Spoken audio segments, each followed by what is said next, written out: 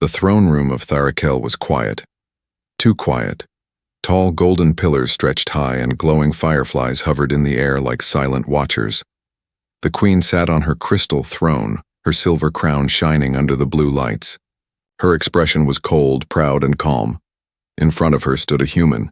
His name was Captain Ryan Cole. He was tall, with strong shoulders and sharp eyes.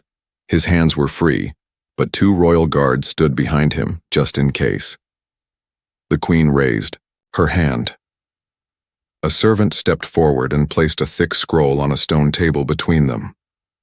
"This," the queen said, her voice smooth like silk but hard like steel, "is your contract." Ryan didn't speak. He just looked at the scroll. "You will be treated well," she continued. "Fed, clothed, protected.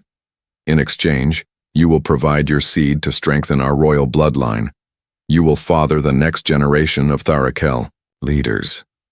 Ryan raised an eyebrow. "You want to breed me?" The crowd around the throne whispered.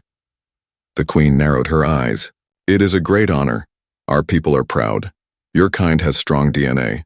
This will benefit both our species." Ryan chuckled. "You say honor, but I see a cage." The queen leaned forward slightly. "You are not here to argue. You are here to accept." Ryan stepped closer to the scroll. He opened it slowly and read the terms.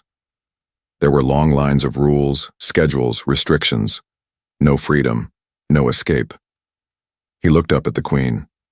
"And if I say no?" The queen's voice dropped. "Then you will live in the lower cells until your mind is corrected." Ryan nodded. "So either I become your breeding machine, or your prisoner." The queen said nothing. He looked around at the audience. Alien nobles, soldiers, servants. All silent, all watching him. Then calmly, Ryan rolled the scroll back up and tore it in half. The sound echoed like thunder in the great hall. Gasps filled the room. One guard stepped forward, but the queen raised her hand to stop him. Ryan tossed the shredded paper on the floor. "I am not property." The queen rose slowly from her throne. "You dare defy the crown of Tharakel?" "Yes," Ryan said. "Because I'm not here for a deal. I'm here to tell you, your empire is crumbling, and you don't even see it."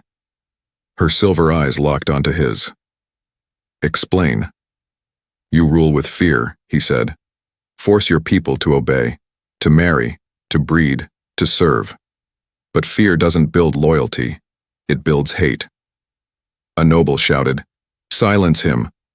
The queen did not move. Her gaze never left Ryan. He continued, "You think power comes from control. But real power comes when people follow you because they choose to, not because they have to." The queen stepped down from her throne, each step slow and firm. Her gown shimmered like starlight. She stopped only inches from him. "You are brave," she said. "Or foolish." "Maybe both," Ryan said. "But I'd rather be free and hated than rich and caged." They stared at each other. Then something strange happened. The queen's lip twitched.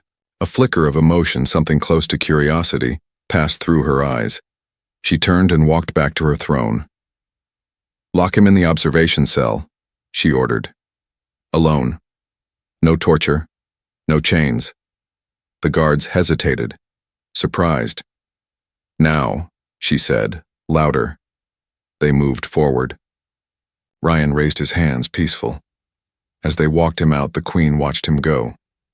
When the doors closed behind him, the throne room remained silent. No one spoke. No one knew what the queen was thinking. Not even her. Down below, in a bright glass cell, Ryan sat calmly on a simple bench. He looked out the one-way mirror at the guards watching him, and smiled. "I got her attention," he whispered to himself. "Now let's see what she does with it." The great doors of the palace slammed shut. The queen sat alone in her private chamber, her hands clenched tightly. Her guards had left. Her advisors stood outside, too afraid to speak. Only silence filled the air around her. She had ruled for 20 years. No one had ever torn a royal contract in her presence. No one had ever raised their voice to her and lived, but this human had. Captain Ryan Cole, a name she would not forget. The Queen stared at her reflection in the crystal mirror. Her silver eyes flickered with emotion, anger, confusion, something else she could not name. She stood and walked to the center of the room. A digital screen lit up as she waved her hand. "Observation Cell 3, she commanded. The screen showed Ryan, sitting on the bench in his glass cell. Calm, relaxed, humming softly to himself. He wasn't afraid. The Queen gritted her teeth. What kind of man refuses royalty? Refuses me? She turned off the screen.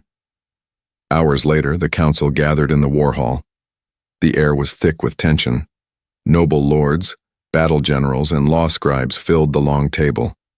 At the head sat the Queen, her face unreadable. "We should punish him," said Lord Varric. "Make an example. Cut out his tongue. Show the people what happens when you defy the crown." "No," said another. "He's human. If we harm him, Earth might see it as a threat. And they have warships." The Queen raised her hand. Silence followed. "I do not fear Earth," she said, "but I will not give them a reason to act." "So we let him go?" Varric asked, shocked. "No," the Queen replied coldly. "He stays.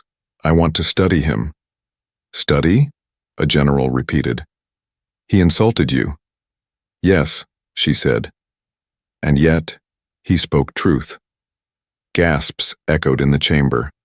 "Fear builds hate," she repeated Ryan's words. "And hate breaks empires." The room fell silent. No one had ever heard their Queen speak such words before. In the observation cell, Ryan leaned back with his hands behind his head. A small light blinked in the ceiling. He knew he was being watched. Good. He wanted her to listen. He wanted her to think. The door to the cell opened. A servant entered carrying a tray of food. "Your dinner," she said in a low voice, not meeting his eyes. Ryan sat up and smiled. "Thanks." She placed the tray down and turned to leave, but paused.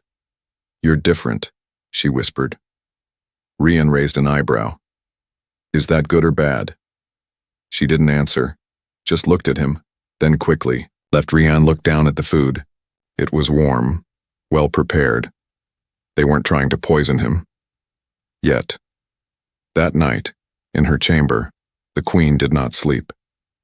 She stood by the window, watching the stars. Her mind was loud.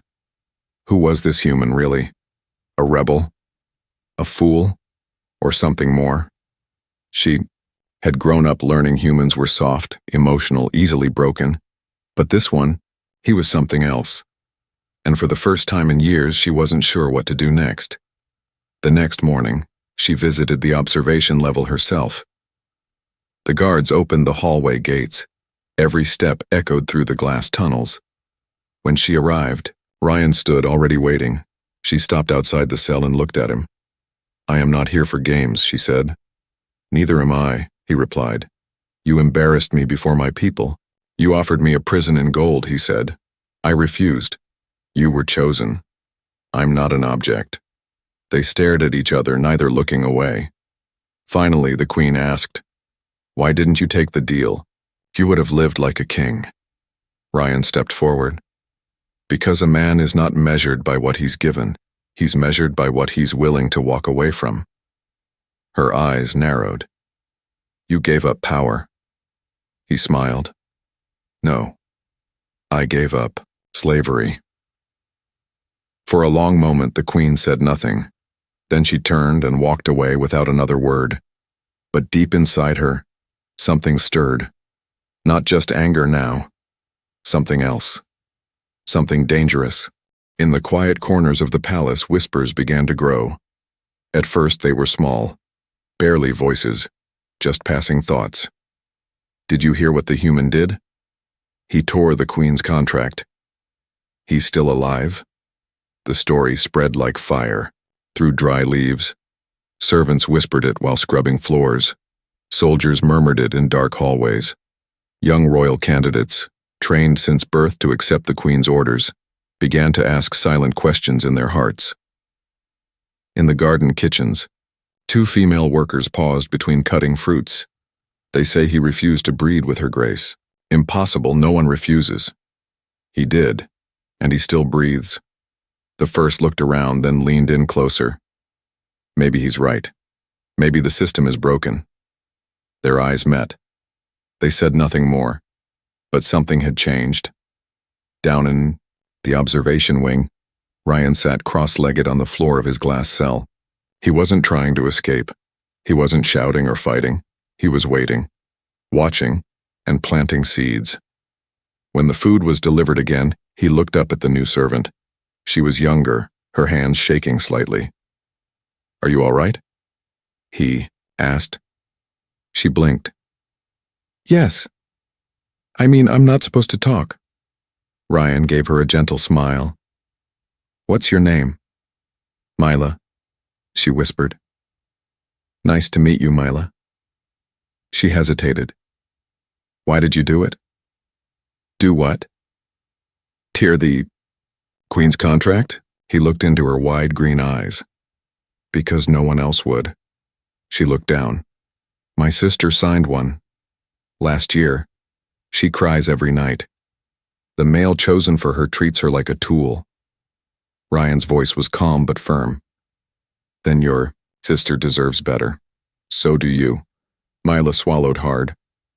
"They say you'll be killed." "Maybe," he said.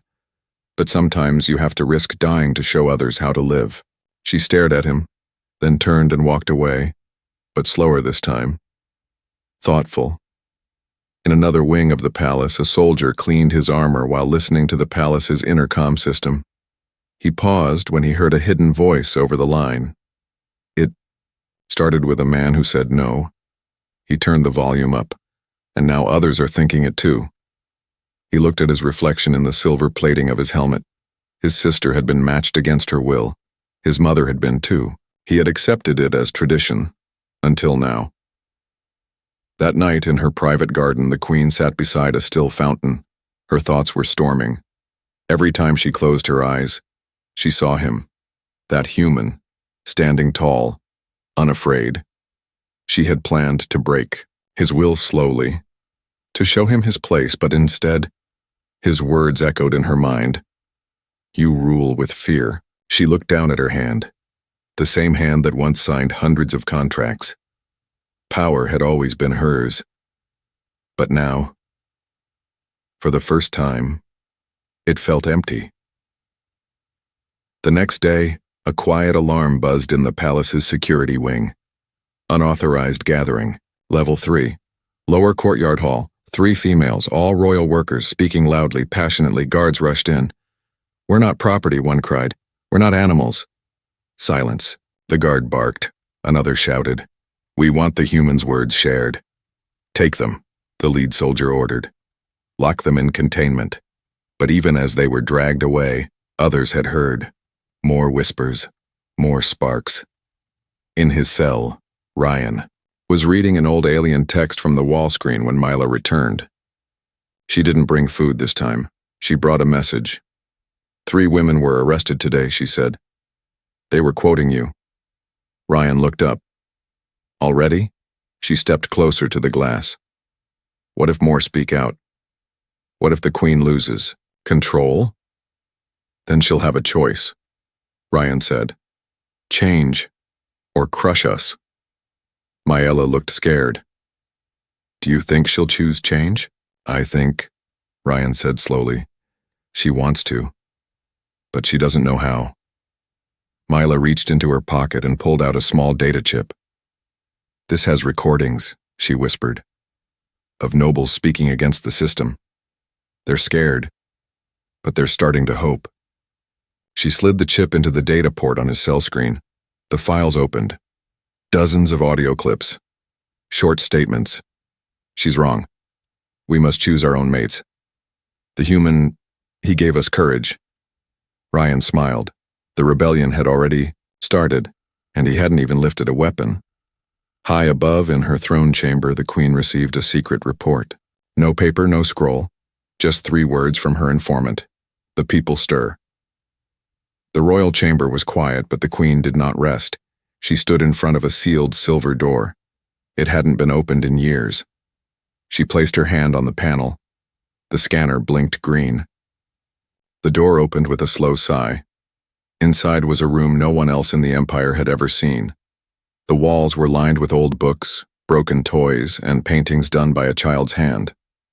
A small bed sat untouched, its blanket still folded neatly. A single pendant hung on the wall. It belonged to her mother. This was her room, when she was not a queen, when she was just Larasa, a young girl with dreams. She stepped in slowly. The room smelled like dust and memory. In the center of the room, she sat on the floor. No guards, no throne, no crown, just silence and regret. Years ago, before she ruled, Larasa had been promised, like many young females, to a male chosen by the council. Strong, emotionless, perfect for reproduction. He never asked if she wanted it. He never spoke to her kindly. And on their bonding night, she ran away. But running did not free her. Her parents were punished for her defiance. Her sister was removed from the family line. And when the old queen died in battle, the council gave her the throne with one condition: you will never show weakness again. And so Larasa buried the girl she used to be. She became the queen.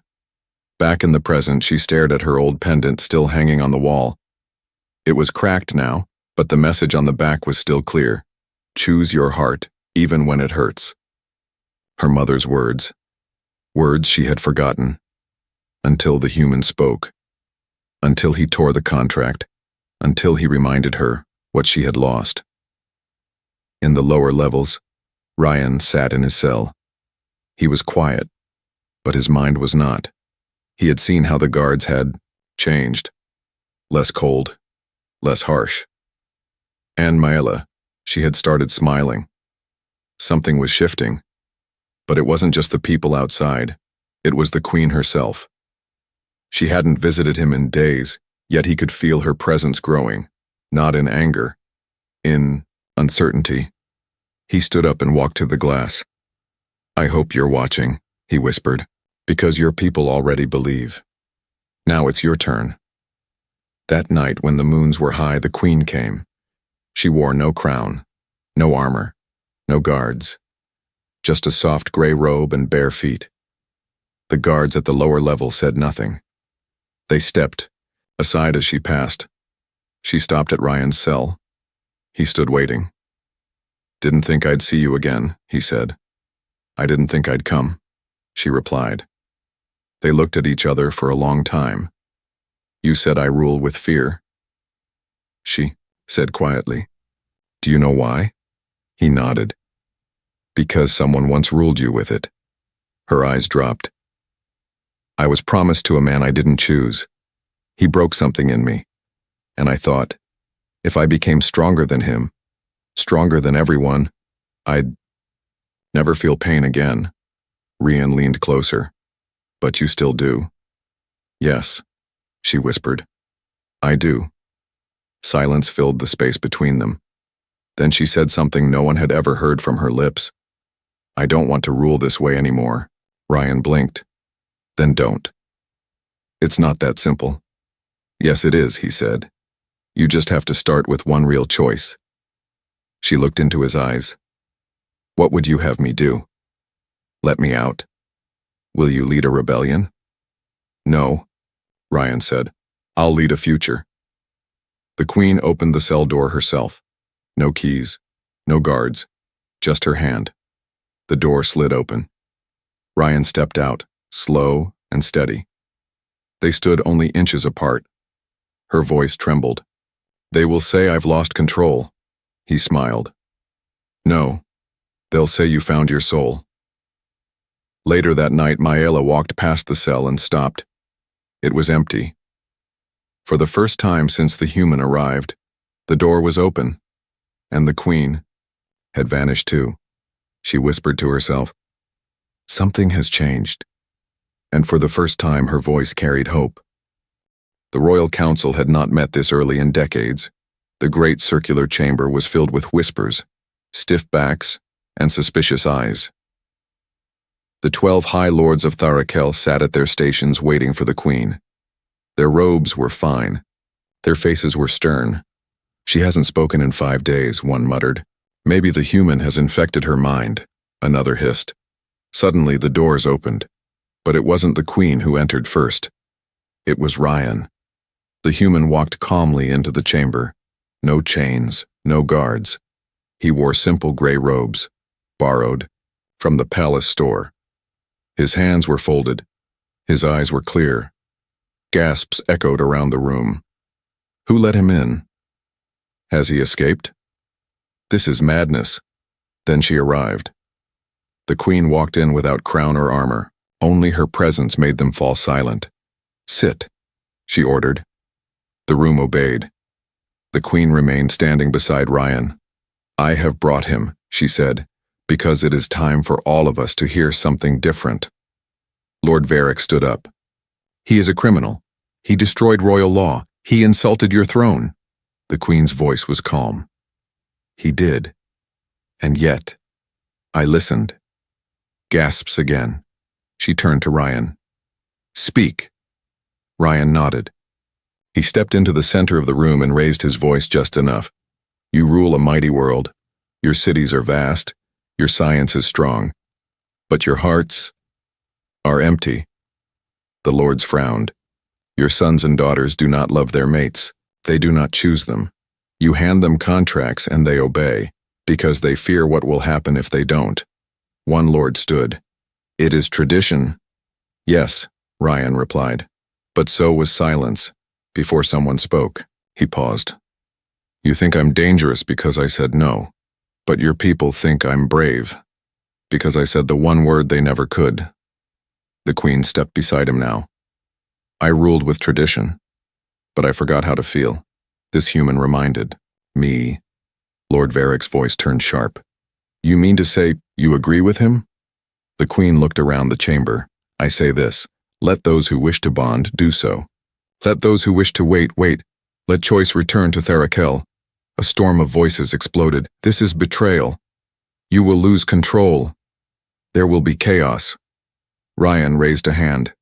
Maybe, he said, but maybe, for the first time, there will be peace. Silence followed. And then slowly, one of the oldest lords, Lady Sentha, whose eyes had seen 3 queens, stood and spoke. My granddaughter cried the night her contract was sealed. She told me she loved another, but he wasn't chosen. I told her to obey. She looked down. I was wrong. She looked up at the queen. Let them choose. Then she sat. The room went quiet again. The queen took a deep breath. We will start, with one change. No more forced reproductive contracts. From this day forward, mating must be by free will. Shock. Whispers. But no one stood to stop her. Not this time. Later, in the palace garden, Ryan and the queen sat on a low stone bench. Birds chirped in the trees. The breeze was gentle. You took a risk, Ryan said softly. So did you. The queen replied. I never wanted power, she smiled. That's exactly why I trust you. They looked out over the royal city. In the streets below, people were already talking. Not just whispering, but speaking, asking questions, feeling something new. Freedom. You said something once, the queen said. That power comes from those who choose to follow. Ryan nodded. I still believe it. She turned toward him. Then I want you beside me, not as a tool, not as a symbol, but as a man who chooses his own path. And if I say no, she gave a soft laugh, then I will finally understand how it feels. Ryan smiled. He didn't answer right away, but the way he reached for her hand said enough. In the far corners of the city, the first paper without the crown seal was torn apart, not in anger, but in joy, because somewhere one voice had said no, and because of that, 1,000 voices could now say yes to freedom. The fires did not start with weapons, they started with voices. Loud, clear, unafraid. In the outer cities of Therakel, the Queen's words had traveled like lightning, passed from mouth to mouth, screen to screen. Her message was simple. No one shall be forced to bond again. Mating must be chosen. But the old powers did not let go so easily. In District 11, a bonding hall was burned by its own workers. The female scribes tore pages from the royal contracts and set them aflame. In Sector 5, 12 young males refused to participate in the selection ceremony. When the elders shouted, the boys stood tall and said, "We are not tools. We will love or we will leave." Inside the palace, the council chambers were in chaos. Lord Varric slammed his fist on the table. "This is madness. The Queen's soft heart is spreading rebellion." Another councillor shouted, "Bonding centers are shutting down. Clans are splitting. She is destroying order." But Lady Sentha stood slowly, her old voice calm. "No, she is building something new." Meanwhile, Ryan walked through the lower city with 2 royal guards behind him, not as a prisoner now, but as a guest of the throne. Citizens stopped and stared. Some bowed, some just whispered, "That's him." The human who said no. He changed her mind. A small alien girl ran up to him holding a flower. Rian knelt. "This is for my sister," she said shyly. She didn't want to be married. Now she doesn't have to. He took the flower gently. "She's brave, just like you." The guards watched silently. The human wasn't just a voice anymore. He had become a symbol. But far from the palace in the deep mountains, others were gathering too. Not everyone welcomed the change. A sharp-eyed alien male stood before a dark crowd. His name was Commander Ethrak, a war-born loyalist who still believed in the old ways. "They have weakened the throne," Ethrak growled, "letting emotions infect our strength." Cheers rose from the rebels. He lifted a sealed scroll. "This is the Queen's new law. Weak, disgraceful, human." He tore it in half, then raised his sword. "We march for the bloodline." Back at the palace, the Queen stood before a wide balcony. Ryan joined her, looking out at the growing crowd below. "They're waiting," he said. "For what?" "For you to lead." She closed her eyes. "I ruled with silence for so long. I don't know how to speak to hearts." "Then speak like one of them," Ryan said. "You were silenced once too." She nodded slowly, then stepped forward. Below, thousands had gathered. Citizens, workers, young and old. No banners, no weapons, just hope. The Queen raised her hand. The crowd quieted. "My people," she began, voice steady. "Change has come. Not by blade, but by truth." Eyes watched her from rooftops, windows, balconies. "For years we took away your choice, called it tradition, but tradition without love is a cage." She looked back at Ryan, then forward again. "I was part of the chain. Now I choose to break it." A beat of silence. Then the crowd erupted in cheers. In the shadows of the hills, Commander Ethrak watched, the broadcast with disgust. He turned to his soldiers. "She has forgotten what it means to rule." His second-in-command frowned. "And if the people follow her?" Ethrak's eyes narrowed. "Then we remind them what fear feels like." That night, Ryan sat beside the Queen in her private chamber. "You sounded like a real leader today," he said. She smiled softly. "No, I sounded like myself. For the first time." He turned serious. "There's danger coming. I can feel it." She nodded. "Ethrak. He won't accept this peace. He never did." "Then we prepare," Ryan said. "Not for war, but for the moment we must stand and say again together, we choose." The uprising had begun. But it wasn't just swords and fire. It was hearts waking up. And it would take more than fear to put them back to sleep. Dawn broke across the sky of Therakel, but it wasn't light that woke the capital. It was fear. Alarms rang through the city. Smoke rose in the distance. Commander Ethrak and his loyalists had reached the outer walls. Their weapons were old, but their hate was sharp.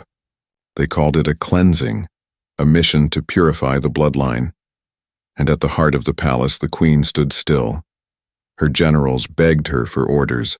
Her council shouted over each other. The guards tightened their grips.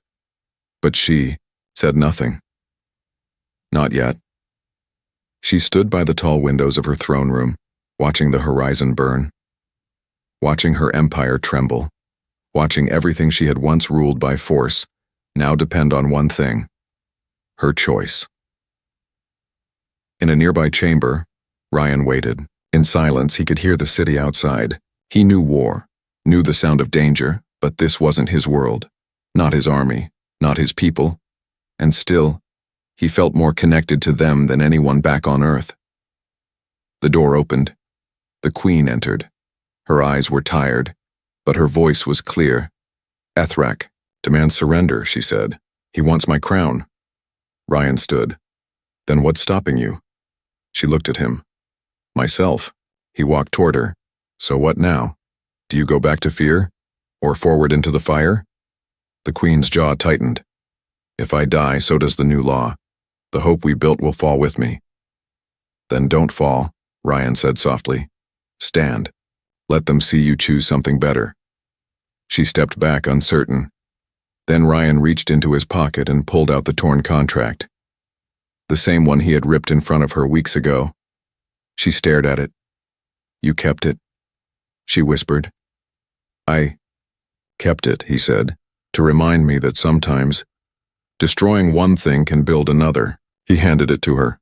She took it slowly, held it, and for the first time in years she smiled. Outside, Ethrak's army stood before the palace gates, 100 strong. Blasters charged, banners raised. Ethrak rode a high-armored beast, his sword glowing. "Bring her out," he roared. "Let her answer for her betrayal." The crowd inside the city watched from rooftops, bridges, and windows. No one moved, no one spoke. Then the palace doors opened. The queen walked out, alone. No guards, no weapons, no armor, just her voice. "You came to end me," she said, her words steady. "But I have already ended who I was." Ethrak snarled. "You are weak. You let a human poison our pride." She held up the torn contract. "This paper once ruled lives. I let it. I believed in it. No more." She dropped it into the wind. The halves fluttered away like ashes. The future of Tharakel will not be built on fear, or control, or forced bloodlines. It will be built on choice. Ethrak raised his sword. "Then you choose death." He charged. The crowd gasped, but before he reached her, Ryan stepped forward, his arm outstretched. "No weapon, just courage." "Strike me first," Ryan said, standing between them. "But know this. You won't be killing a human. You'll be killing every voice that ever wanted freedom." Ethrak slowed, confused. Then, one by one, the citizens stepped forward. Young females, mothers, sons, elders, farmers, soldiers. They stood around the queen, not to protect her, but to stand with her. Ethrak looked around. He saw the truth. He had already lost. By nightfall, the fires were out. The loyalists had laid down their weapons. Some were arrested, some were forgiven. But all had been changed. Later that evening, in the same garden where Ryan had once sat in a cell above, the queen and he stood side by side. Lanterns floated in the sky. Music played softly in the distance. The city was alive. "You were willing to die," she said. "So were you," he replied. She looked up at the stars. "I was taught that love was weakness. You taught me it's the only real strength." He turned toward her. "So what will you choose now, Your Grace?" She smiled. "I choose you. Not for alliance, not for empire, not even for peace." She stepped closer. "But because for the first time, I want to." They stood in silence as the sky filled with light, not from warships, not from fire, but from hope. And across the stars, a story began to spread, of a human who tore a contract, of a queen who tore tradition, and of a world that was reborn, not through conquest but through the power of choice.